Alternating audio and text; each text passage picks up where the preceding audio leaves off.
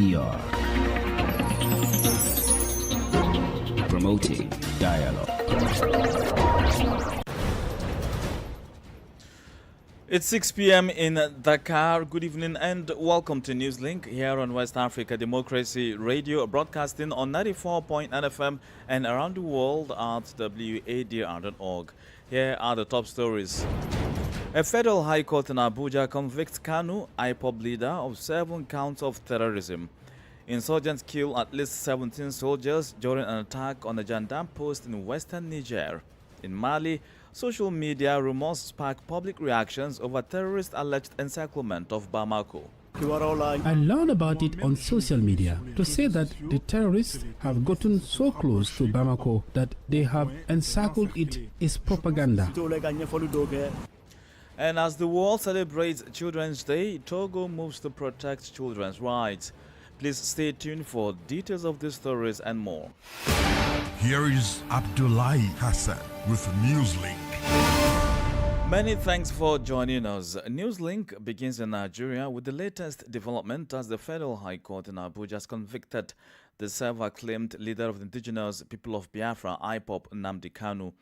Kanu was convicted of 7 counts of terrorism against the federal government. Justice James Omotosho, while delivering judgment, said the prosecution proved its case against Nnamdi Kanu beyond a reasonable doubt. The leader of the proscribed indigenous people of Biafra openly protested in court on Thursday, accusing Justice Omotosho of attempting to strip him of his right to present a final address as the court prepared to deliver judgment in his terrorism trial. We will bring you details in a subsequent bulletin. Still in Nigeria, authorities in Kwara State have shut down all schools in Ifelodun, Ekiti, Irokbedun, Isin, and Okero local government areas following new security threats. The state's education commissioner, Lawal Oluwangbege, said the decision was taken to keep students safe as security forces pursue armed groups operating around the region. He noted that authorities want to prevent attackers from using children as cover while fleeing ongoing military operations. The move comes after gunmen stormed a church in Eruku in Ekiti local government area, triggering fear among residents and prompting an expanded security sweep across neighboring districts.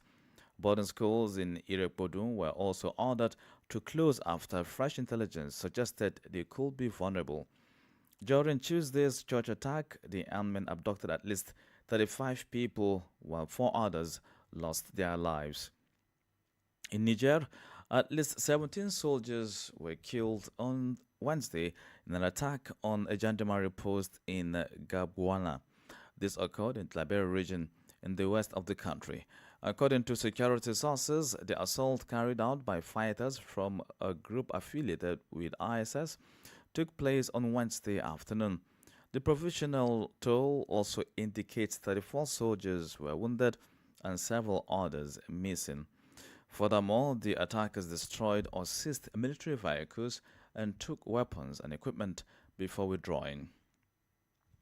ECOWAS has said more than 1,900 people were killed by terrorists in West Africa since the start of the year. According to data reported by the Economic Community of West African States, these fatalities resulted from 450 terrorist attacks across the sub-region. ECOWAS Commission President Dr. Omar Aliyu Toure announced these figures during a discussion at the United Nations Security Council regarding the enhancement of regional cooperation in combating terrorism in West Africa and the Sahel. Christopher Ticho completes the story. In his address to the United Nations Security Council, Dr. Omar Aliyu Toure warned that terrorism has extended beyond the Sahel and the Lake Chad Basin, posing a threat to all of West Africa. He expressed concern that extremist groups are also engaging in economic warfare by restricting access to fuel and paralyzing trade in the sub-region.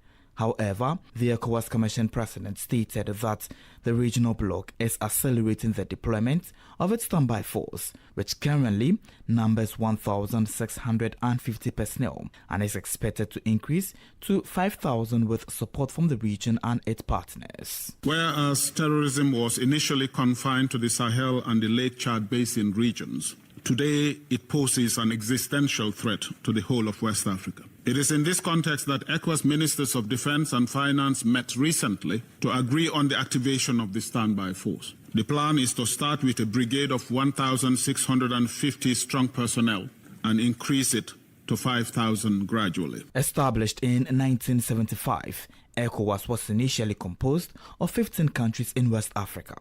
In January 2025, Burkina Faso, Mali, and Niger officially announced their withdrawal from ECOWAS, accusing the organization of being manipulated by foreign powers. Nevertheless, the regional organization maintains that its doors remain open for these three countries to potentially rejoin.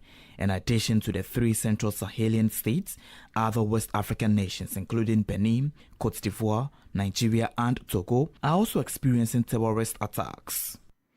A report by Christopher Aticho.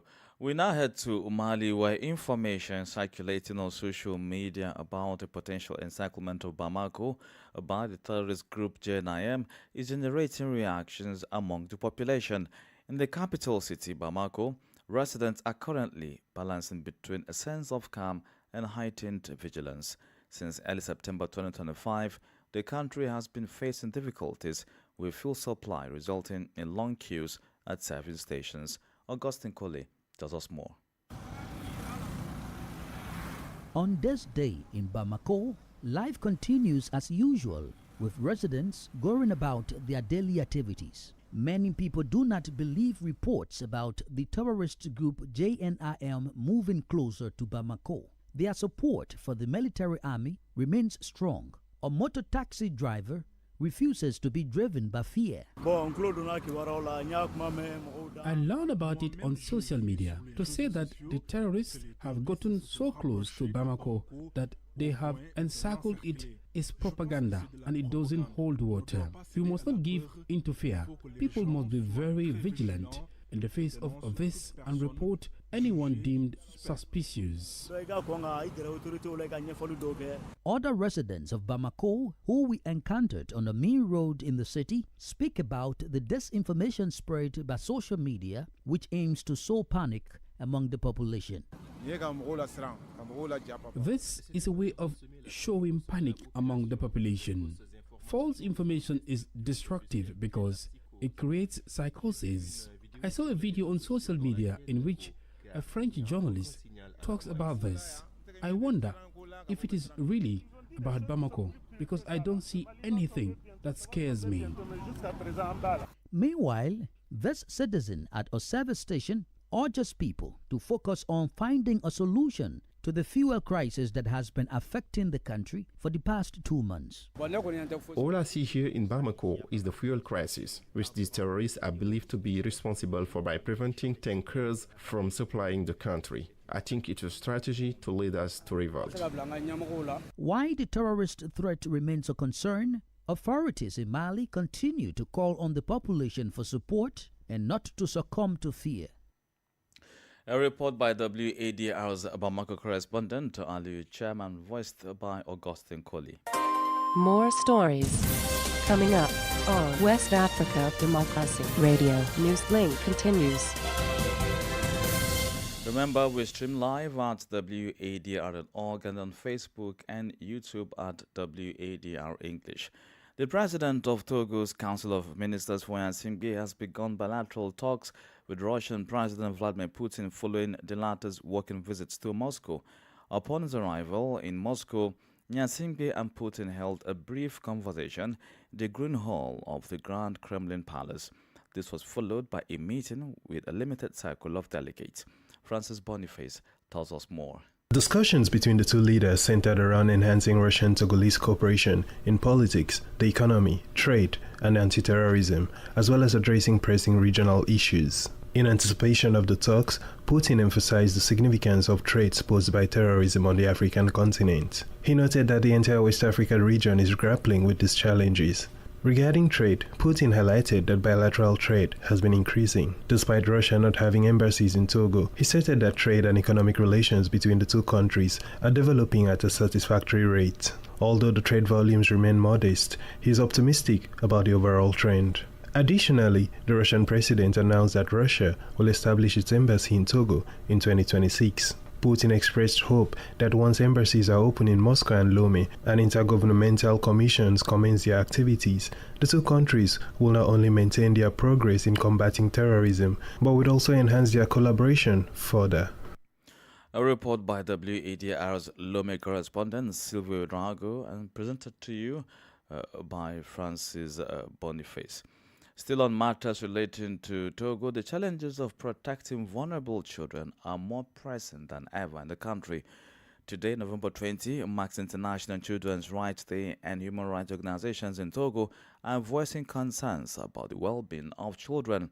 Celebrated annually on November 20, International Children's Rights Day encourages governments and organizations to commit to caring for children, ensuring their safety, and providing appropriate educational and psychological support. Sankule Janko has more. Every child deserves to grow up free from violence and abandonment. However, the reality in Togo shows that many children are vulnerable and exposed to various risks. Among the organizations working to address this situation is the SPEC Support Center for Children in Distress. This group assists vulnerable children and provides them with a safe environment to rebuild their lives. Another facility, known as the Home for Children in Difficulty, serves as a transit space for these young people.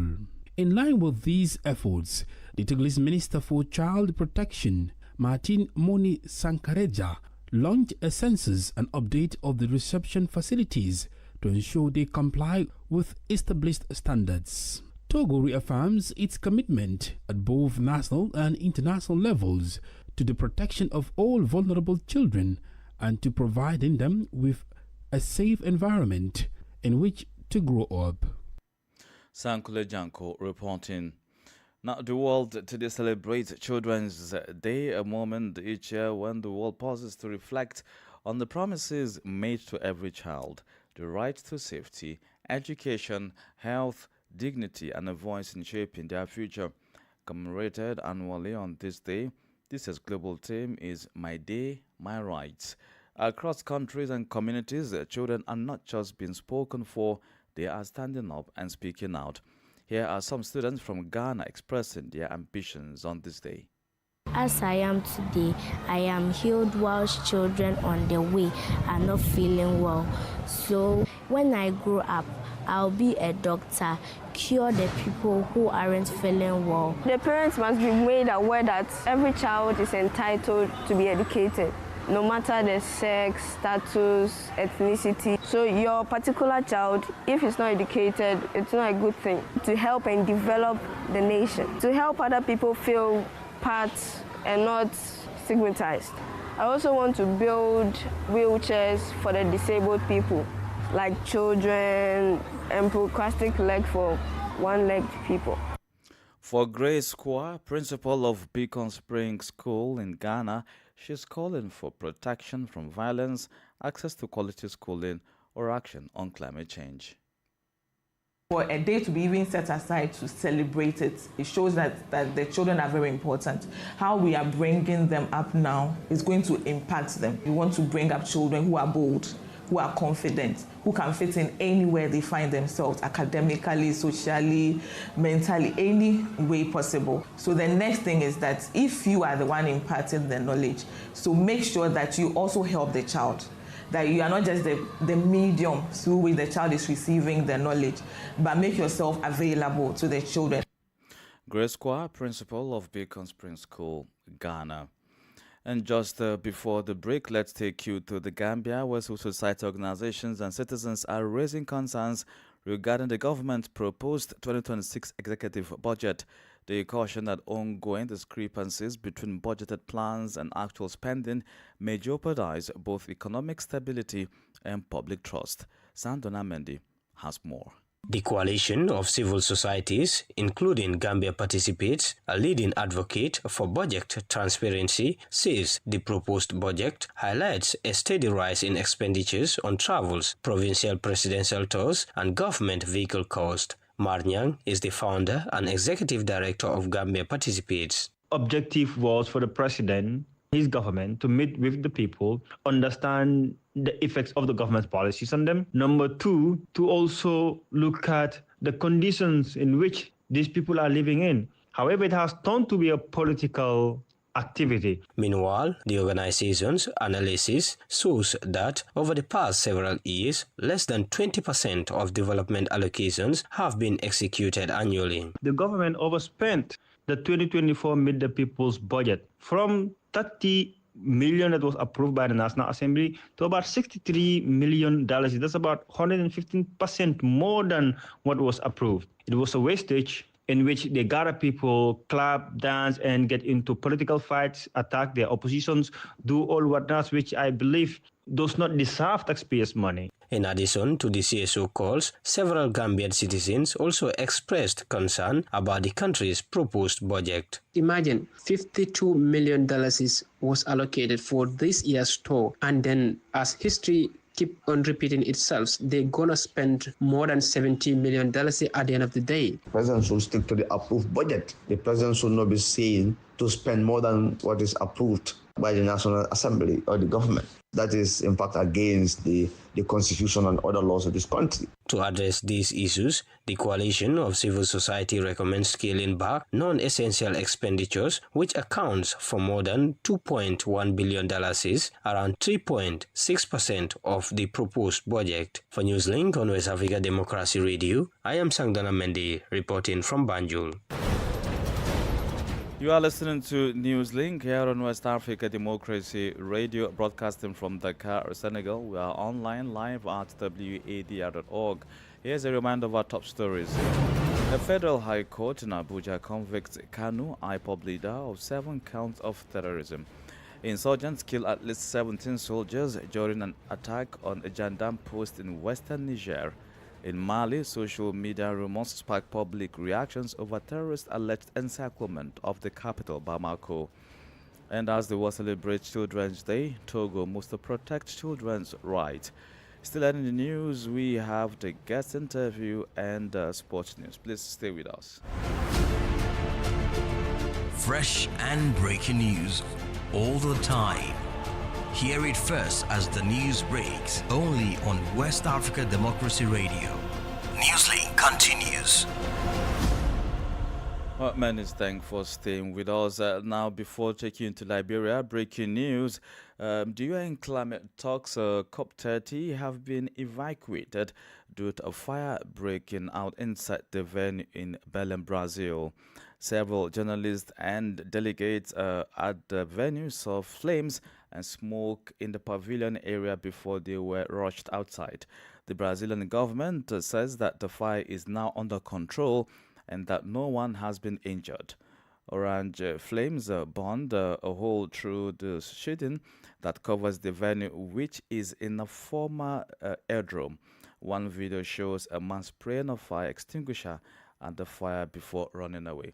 We'll bring you details in a subsequent bulletin. But for now, let's take you to Liberia, where the eviction of a mosque in the commercial hub of the Red Light Settlement and the reported beating of an imam highlighting significant grievances within the Muslim community. Last week, tensions escalated when court officers attempted to enforce a court order concerning a land dispute involving the mosque in the red light area. Eyewitness accounts indicate that some individuals resisted the court officers, which prompted the deployment of armed police to execute the eviction. Abraham Parker has more. In a statement, the Supreme Council for Imams and Muslim Affairs of the Republic of Liberia condemns the assault on Imam Abu Bakr Kamara. The council urges Liberian authorities to take immediate effect and interfere legal action against those responsible for the attack and to ensure that the imam receives appropriate medical care. Chairman Hassan Ekima, speaking on behalf of the council, confirmed that one arrest has been made in connection with the assault on the imam, but calls for further arrests. While we affirm our categorical rejection of such acts, we call upon the relevant Liberian authorities to take immediate and just legal measure against those responsible. However, Ali Klayi, chief imam of Liberia, adds another layer of complexity to the situation. The chief imam expresses concern over Imam Kamara's presence at the mosque during the evasion exercise, suggesting that he had disregarded advice not to resist the court order.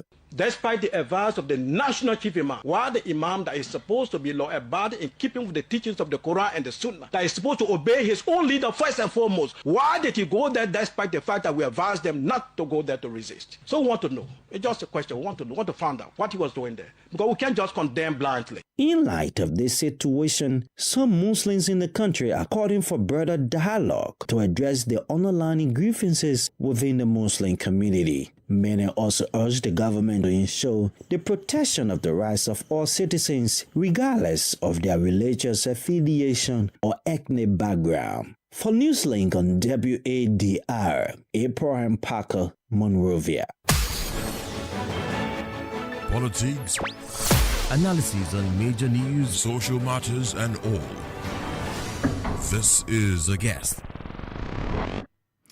The guest segment takes us back to Nigeria concerning the growing insecurity which has shifted from a series of isolated incidents to a nationwide emergency touching villages, schools, farms and homes.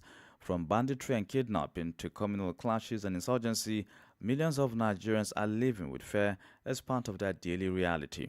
Experts and activists like Deborah Yusuf, who have been on the front lines of advocacy and community engagement, had hoped that with the polarized statement of the U.S. President Donald Trump about the state of insecurity in Nigeria, authorities would have acted by providing a concrete solution to the ongoing crisis. The problem still remains that people are being killed, and that is what should take now concern for the Nigerian government. But rather than do that, they went off on trying to defend something that is clear and crystal and for everyone to see. The recent attention from the U.S. is going to do two things. It's not just going to do one thing, and that is, the way the attacks have increased have been intensified, almost like certain, because you know that they act on impunity. There's this impunity for attached to that. So they probably saw that as a affront to them, and that has also motivated all of the recent attacks that we have seen. That has also confirmed, for those that are still in doubt, that has also confirmed, that there is indeed a genocide. But I want to say that even before Trump came out, there were attacks that were happening. I have intel. I operate within these communities that you see that you're getting reports almost on a weekly basis about an attack there, an attack here. But what this attention that the United States has done for us, thankfully, is to intensify pressure on the Nigerian government and on the Nigerian military. There are a lot of activists like yourself who, aside canvassing for good governance, but are people speaking out enough for this insecurity to be handled? We've seen a change of military command and order and all of that. What else needs to be done? I would say that compared to the last 3 years, this is the most people have been speaking out about it. And this is thanks to the United States lending its voice to these issues, to these insecurity issues. So I would say that we still need for people to speak out more, but this is the most we have seen in terms of skill, interest, and investment. Even the Nigerian people and across have been speaking about it. And yes, so we need to sustain that and escalate it. Now, with regards to what should the government do, first of all, it should be a collaborative effort, which that is what I have seen in reports in this past week from the United States, saying that they've laid out a plan to, collaborate with the Nigerian military. But the truth is that this is not the first time we are having collaborative efforts with foreign governments in this country, albeit not in this present administration. And the reports in the past have come out to say, I think from France and even US, they came out to say that, well, this problem is largely political. These people are heavily sponsored. The senator in the US, Ted Cruz, came out to say that, there are names of people that he will be releasing in the coming weeks. I wonder why those names have not been released. So no matter how much, foreign governments, the US, and interest and even, motives to resolve this issue, no matter how much they do, if the government at home is not interested in bringing this to an end, then it will continue. So there needs to be a lot of pressure from the US that surpasses military intervention, or place sanctions on people that are culpable, that are either funding and aiding and abetting these terrorists in the past, that we've seen, evidences. The voice of Deborah Yusuf, a Nigerian human rights activist. Well, in the sporting world, history was made in Rabat as Morocco swept the 2025 CAF Player of the Year award. Gislan Shebak became the first Moroccan woman to win the women's prize, while Ashraf Hakimi claimed his first men's title after a standout season with PSG, but delivered emotional acceptance speeches first.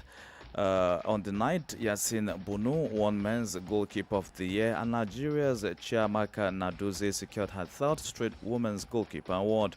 Morocco's under-20 were named men's national team of the year, and Nigeria's Super Falcons took the women's honor again. Bubista earned men's coach of the year for leading Cape Verde to their first World Cup, while the women's coach award will be announced after the CAF Women's Champions League. And that's it on Sports News. With that, we've come to the end of this edition of Newslink here on West Africa Democracy Radio, broadcasting from Dakar, Senegal. Thank you for listening, and many thanks to Mustafa Sek and Maujo Juf for the technical support. Do interact with us via social media platforms X, Instagram, and Facebook at WADR English, and stream live at wadr.org. I'm Abdullahi Hassan. Good evening. And many thanks to you for listening to Newslink via Hot 104.3 FM, Newmi FM 94.0, Hilltop Radio 104.7 FM, and Veritas Radio 102.9 in Banjul, the Gambia. We also appreciate our listeners in Liberia via Alternative Youth Radio 98.9 FM, Lofa County, Radio Kagama 94.5 FM, Niba County, DCN Radio 91.3 FM, Riverside County, Wakat FM Radio, Banga, Liberia, Radio Baf FM 91.3 Sierra Leone in Nigeria, and Love 104.5